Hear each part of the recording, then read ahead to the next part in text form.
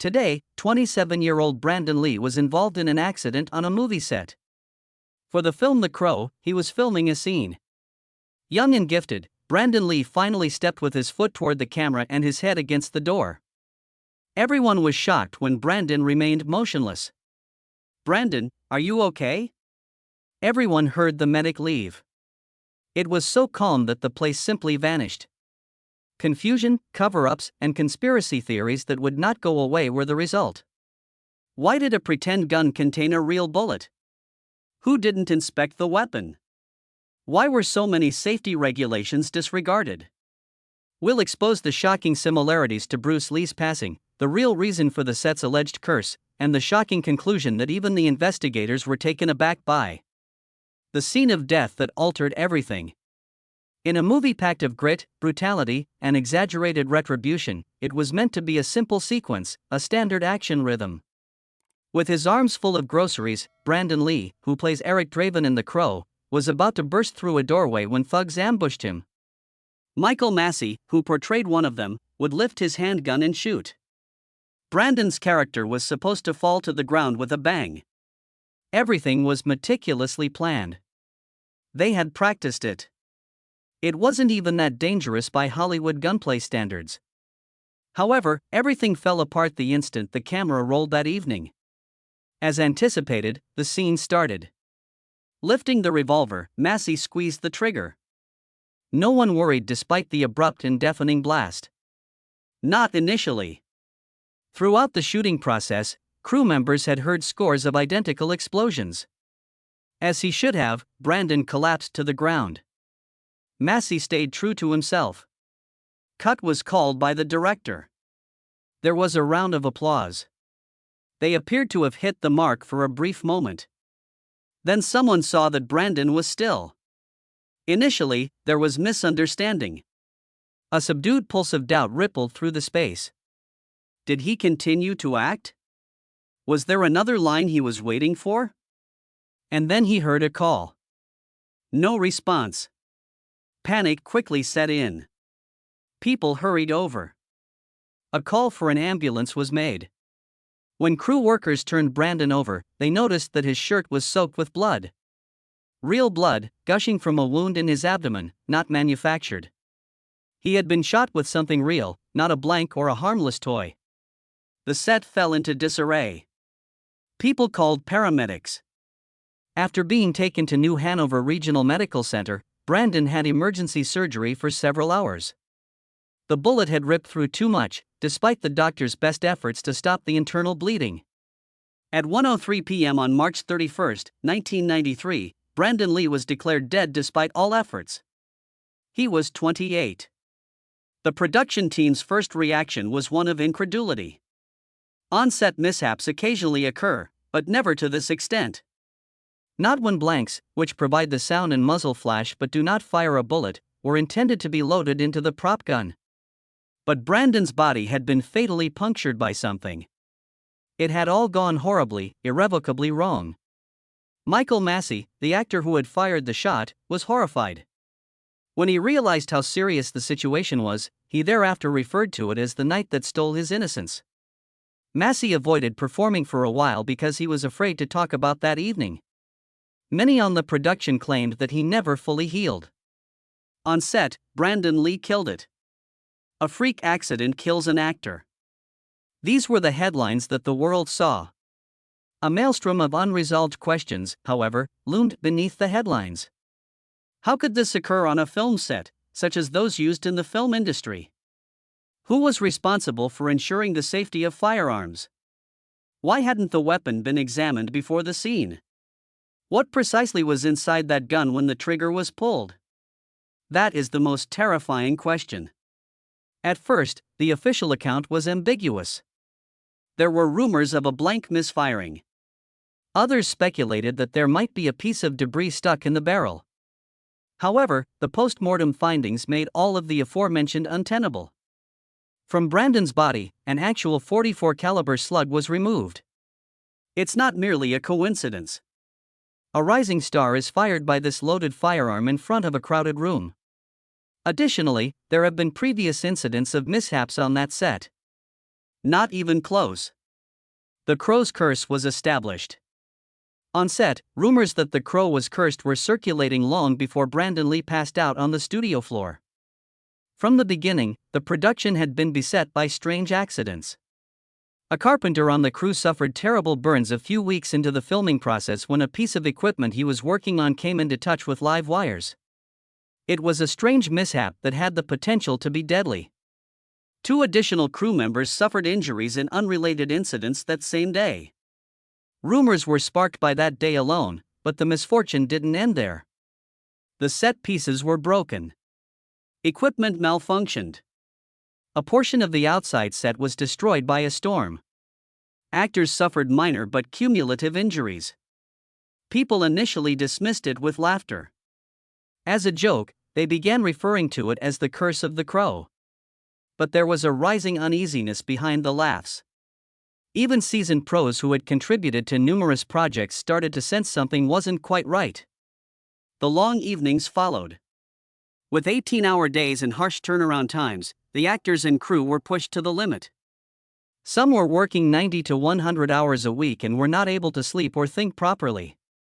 Not only is that level of fatigue unsustainable, it's risky. They cut corners. Safety procedures loosened. The strain to complete the movie on schedule was unbearable. Many believed the worst was over because so many risky exploits had already been completed. They were completely mistaken. In addition, the story itself contributed to the aura of morbid grotesqueness. The haunting tale of a guy who was killed together with his fiancée and who comes back to life to exact revenge on them both. This was a gothic fantasy that was poetic, brutal, and rife with death and retribution. The character of Eric Draven, played by Brandon, is revived after his death. The symbolism would have been obvious to everyone following his actual death. That bleak illusion for those who saw both realities has led to the blurring of the lines. Entertainment Weekly journalist Julianne Jerry, who covers production, talked about the eerie atmosphere on the site. She claimed that nothing ever seemed to go right. There was a persistent feeling of unease that only became worse as the movie went on. Many people were already anxious by the time Brandon was getting set to film his last scenes. He reflected that they had survived so many near misses. It's almost over, they only have a week or 2 left to shoot before they can finally relax. They had no idea that their greatest threat was still to come. Not many people believed that the scene that would kill Brandon was very significant. There was no need for a stunt double, and there were no fires or explosions. It was as easy as Brandon taking groceries through a door. The camera stops after he is shot and falls. Completed. Even though no one anticipates an amazing event, it ended up being the most depressing part of the entire production. The film's production. Many people started thinking critically about the Crow's fate from the beginning after Brandon passed away. After hours of waiting, they finally came out and informed us that he had died. As though it were already doomed before the shooting started. Supernatural interventions were theorized by some. A negative theme encircled the entire topic of violence and resurrection, and some connected whatever had occurred to the script itself. Few emphasized Brandon's intimate connection to death, given, for example, that he had interred his father, Bruce Lee, under mysterious circumstances when he was only 8 years old. In keeping with this, one crew member has stated that he will only speak anonymously. Some have attempted to claim that it was haunted. I'm not aware of that. However, there were undoubtedly negative emotions on the set. The truth about the smoking gun, the weapon that killed him, would expose something much more sinister than a curse. Investigators focused on one crucial question once the first shock subsided and the sadness took hold. How did a real bullet get into a pretend gun for a movie? This was not a case of a stunt gone bad or a misfired blank. The idea that this was only a fluke accident was dispelled when the autopsy revealed that Brandon Lee's abdomen had been perforated by a whole .44 caliber slug. It indicated that someone had loaded that weapon with a lethal bullet after a fatal error had happened somewhere along the chain of command. The Smith & Wesson Model 629-44 Magnum revolver that was utilized in the scenario was an actual handgun. Real firearms are frequently used for authenticity in Hollywood. They have been modified to shoot blanks, which provide a muzzle flash and loud explosion in the absence of a bullet. However, something went terribly wrong this time. This is what truly took place. The identical revolver was used in a close-up scene that the crew had previously filmed. They utilized dummy rounds since the gun had to seem loaded for realism. Despite their realistic appearance, these are meant to be totally inert. No powder. No primer. For show only. However, the props crew made a crucial error. They left the primer in the dummy cartridges while they took out the gunpowder. Now, the primer is what ignites the powder in an actual bullet, causing it to fire. A primer still has a tiny explosive charge even in the absence of powder. A squib load occurred when one of the dummy rounds was dry-fired during that previous close-up, causing the primer to go off just enough to propel the bullet into the gun's barrel and release it from its casing. Nobody took notice. After that, nobody checked the barrel. The bullet remained a lethal waiting trap on the gun's barrel. In order to prepare for Brandon's scene, false cartridges were removed from the barrel a few days later, and blanks were the only thing used in its place. Blanks don't have a bullet at the end, but they do have primer and gunpowder. Rather than launching a projectile with flashes, smoke, and sound, they are made to mimic actual gunfire for the movie. However, something disgusting occurred now that a bullet was caught in the barrel with a blank behind it. The stuck bullet was forced out of the barrel as if it were a live round by the gas and pressure created when Michael Massey pulled the trigger, igniting the blank. No sign was present. No jam was present.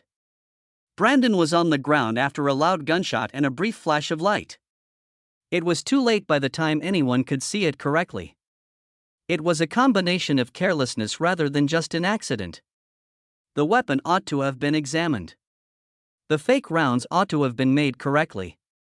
Specifically, before any live pyrotechnics were used on the set, the rifle should have been approved by a professional armorer. The worst thing, however, is about to happen. That evening, the set was devoid of a qualified weapons master.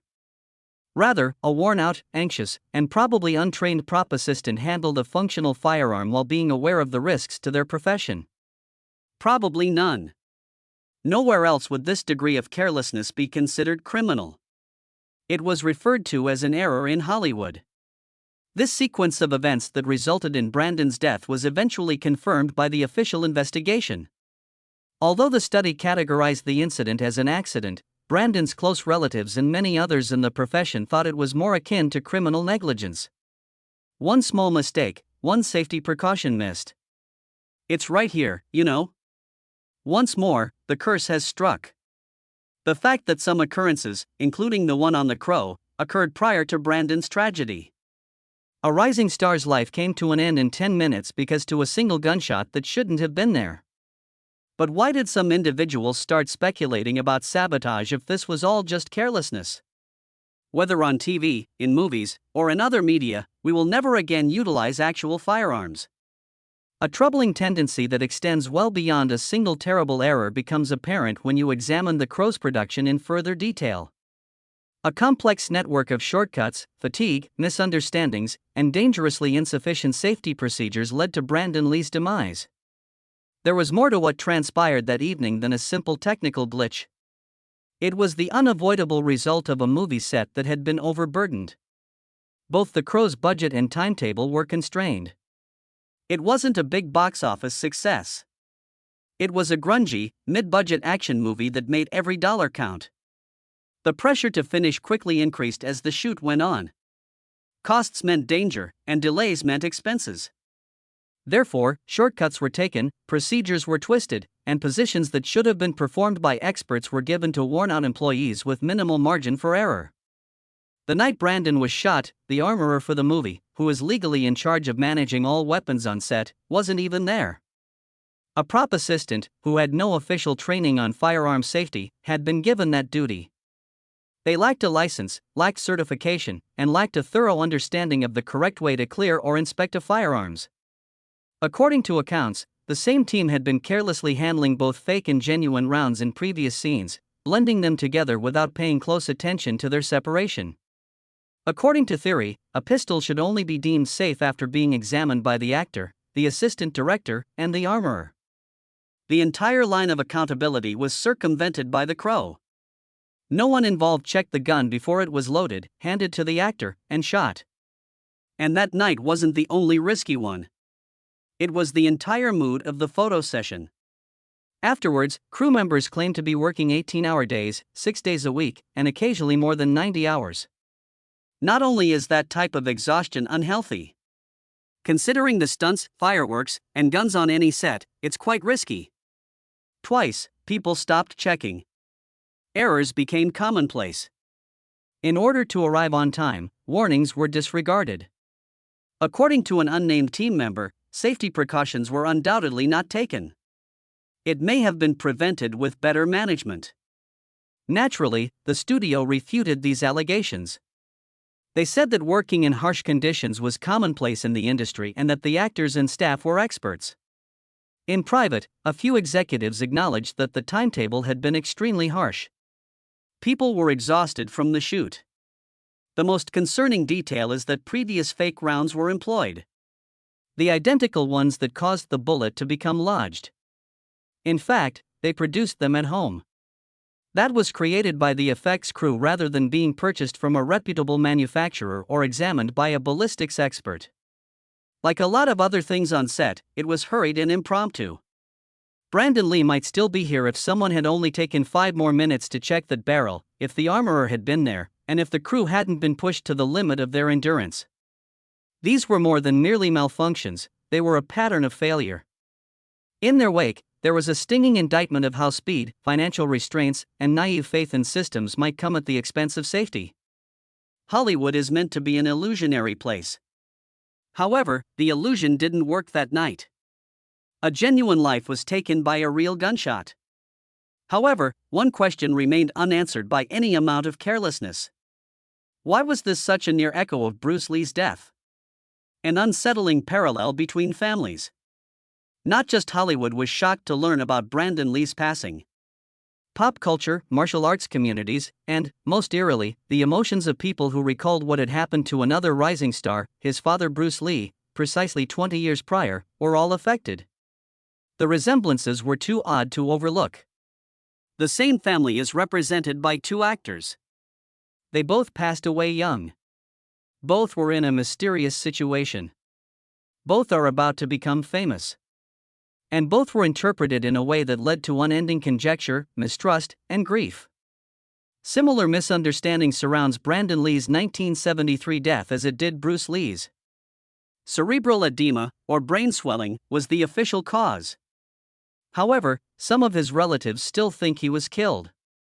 Allergic reactions, covert medical issues, and most persistent of all, retaliation from the Triads, a potent criminal organization with close ties to the Hong Kong film industry, were among the theories put out.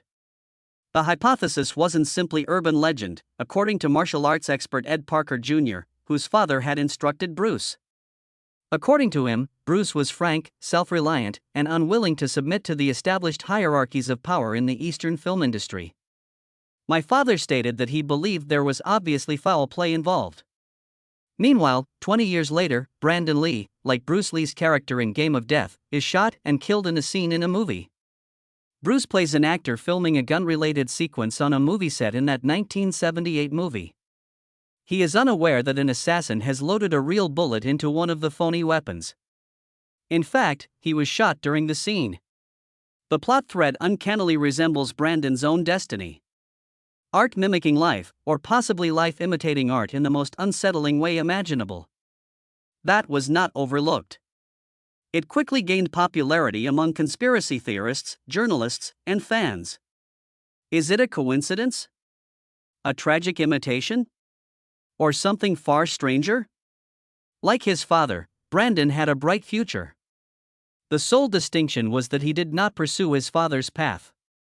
He was carrying on that tradition. It was said that The Crow would be his break. After years of playing supporting parts in low-budget action movies, this was his breakthrough performance. The majority of the film had already been shot. He was getting married to Eliza Hutton, his longtime girlfriend. Like Bruce, he was taken away before he could see that life was coming together. Then some family members would have begun whispering in private tiny discussions about the potential that Brandon's death wasn't an accident. The official narrative didn't make sense.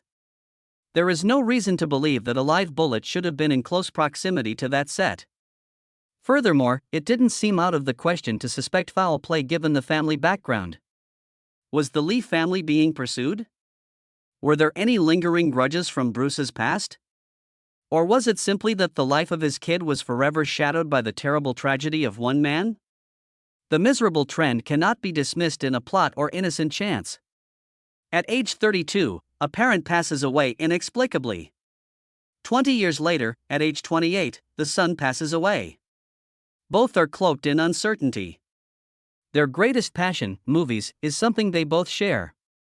Brandon's death, which occurred only weeks before his wedding and just weeks before The Crow was scheduled to wrap up production, further ruined the timing. The timing, the strategy, and the symbolism all seemed like too many clues to ignore. However, the cover-up must have been considerably more extensive than anyone had thought if Bruce and Brandon were both victims of something darker. The fallout. The Crow's production came to an end abruptly after Brandon Lee's death. The actors and crew were overcome by grief. The set no longer felt like a place of employment to many. It had the feel of a cemetery. The star was no longer there. The very tragedy the movie portrayed now centered on the man who had given his everything to this sinister lyrical character. Furthermore, nobody was ready for the emotional consequences. Michael Massee, the actor who unintentionally fired the gun that killed Brandon, was at the center of it all. Almost instantly, he vanished from the public view. According to friends, the incident left him heartbroken, distraught, and haunted. Years later, Massee mentioned it just in passing in interviews. His anguish was still raw when he did, though. It is something I will have to live with. It has taken me the time I needed to be able to move on with my life and not so much put it in perspective. He acknowledged, I don't think you ever get over something like that. It's a component of my existence. He never saw The Crow. The news rapidly made its way across Hollywood. Everyone who had ever handled firearms on a production, including directors, actors, and stunt coordinators, was shaken. This was more than just a terrible mishap. It served as a warning.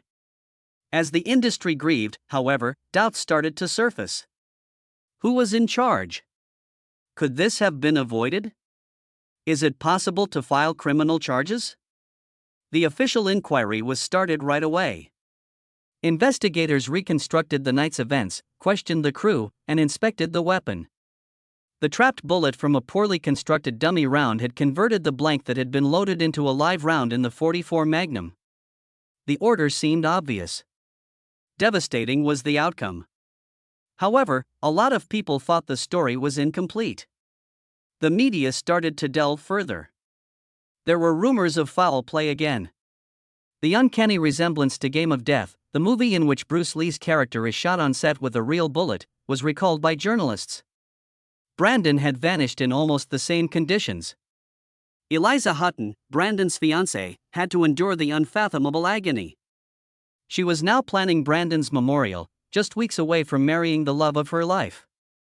She never gave a public interview following his death, but she had been at his side in the hospital, holding his hand as the doctors attempted to save him. Her remarks were overshadowed by her silence. Thousands of fans showed up, many of them going to the Seattle cemetery where Brandon and his father are interred. Together in legacy, together in life, a profoundly moving symbolism. It was nearly the end for The Crow. The studio debated canceling the movie completely. However, the decision to finish the movie as a tribute was taken when Eliza and Brandon's mother were contacted. Brandon's remaining work was rebuilt into a film by the production team using doubles and early video combined with cutting-edge visual effects. It did more than simply perform when it was eventually published in 1994. It turned into a sensation. Critics praised Brandon's performance as exceptional. The tragedy in the poetry and the lovely sound of it emerging were inseparable. Brandon Lee dies while bringing the character to life in this film, but he also dies and haunts the slayers and crooks. However, there were still several unresolved issues in spite of its overwhelmingly positive reviews and box office success. The imprint was from the district attorney's office. No criminal accusations. They couldn't prove criminal intent, but there had been too many safety infractions. It was referred to as a tragic accident. That wasn't quite enough for many. There are still unresolved issues regarding the timeframe, the location of safety professionals during the incident, the dummy rounds, and how this basic act of examining the barrel was just overlooked. However, the Crow's spokesperson had disputed a dangerous workplace. On the contrary, the crew's internal perspective was one of stress, exhaustion, and being pushed to their limits. And a terrifying autopsy finding would cast doubt on everything just when things were starting to move on. Because what was supposed to be on set didn't match what they discovered within Brandon's body. They nearly concealed the truth. One version of the story, a terrible accident brought on by poorly handled props, an overworked crew, and a blank round that fatally interacted with a lodged bullet, was presented to the public for months following Brandon Lee's passing. It was a reasonable answer that was just ambiguous enough to conflate responsibility and absolution, tidy enough to appease the studio, and practical enough to prevent lawsuits. However, the information in the official reports, especially the autopsy, demanded further investigation. Immediately, one detail raised eyebrows. Lee had a .44 caliber bullet removed from his body. The probe is being conducted by detectives. A whole .44 caliber lead slug was the bullet recovered from Brandon's body. However, several crew members have stated that there was never intended to be any live rounds on the scene. The flanks? Indeed. Fake rounds? Indeed. Actual powdered, fully charged bullets? Not at all. So how did a cartridge that was totally live make its way into a prop gun's chamber? According to the earlier findings, investigators initially believed that the bullet had to have been removed from a dummy round using a leftover primer. However, that story was subtly questioned by forensic specialists who were analyzing the autopsy. The bullet showed no signs of being tampered with or poorly lodged, and it was incredibly clean and undamaged. Some started to think that this was a real factory-made round rather than a modified dummy. Everything would alter after that realization. A person would have to carry live ammunition to set if it was a genuine bullet, which is a clear infraction of basic film safety procedures.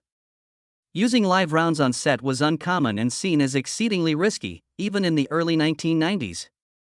However, who handled or produced the dummy rounds was never verified in the official reports.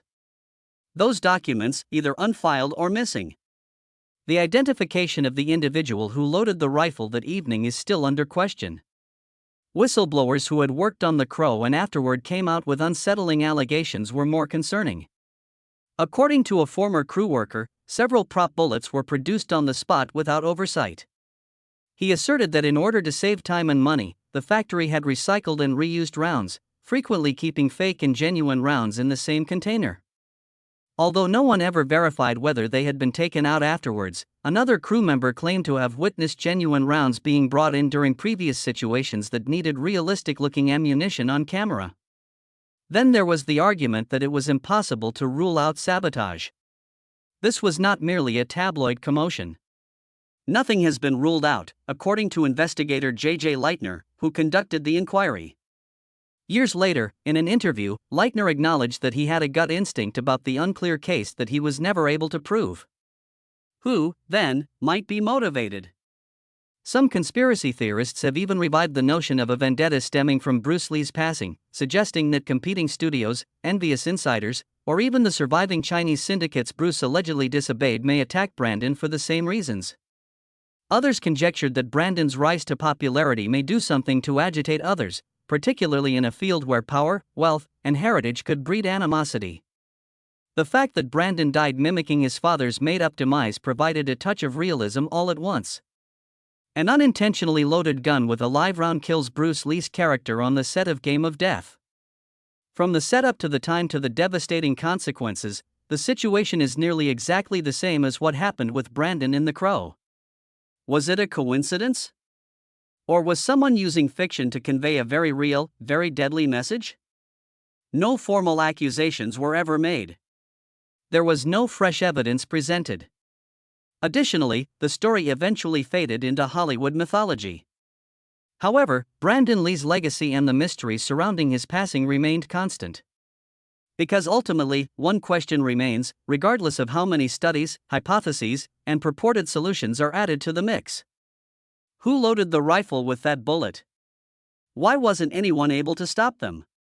The passing of Brandon Lee was not merely a Hollywood tragedy, rather, it was a heartbreaking reverberation of a family legacy tainted by mystery, poor leadership, and unsolved concerns. What do you suppose transpired? Did someone want Brandon Lee dead, or was it just a freak accident? Tell us in the comments section.